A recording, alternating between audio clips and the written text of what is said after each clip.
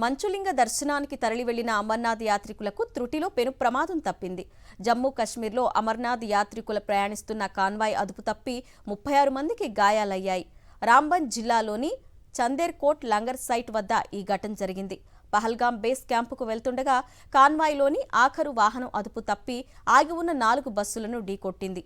దీంతో 36 మంది యాత్రికులు గాయపడ్డారు. వెంటనే అధికారులు సహాయక చర్యలు చేపట్టి క్షతగాత్రులను హాస్పిటల్కు తరలించారు. మిగిలిన యాత్రికులను వేరే బస్సుల్లో గమ్యస్థానాలకు చేర్చారు.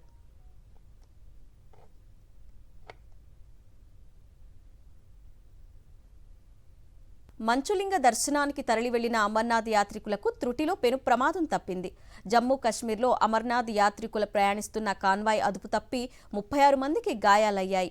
రాంబన్ జిల్లాలోని చందేర్ కోట్ లంగర్ సైట్ వద్ద ఈ ఘటన జరిగింది.